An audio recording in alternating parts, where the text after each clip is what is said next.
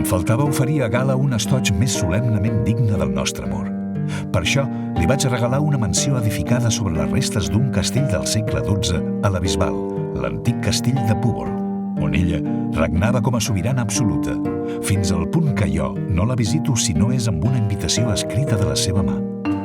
Et regalo un castell gòtic, Gala. Accepto amb una condició, que només vinguis a visitar-me al castell amb invitació. Accepto, ja que accepto en principi tota condició que hi hagi condicions. És el principi mateix de l'amor cortès.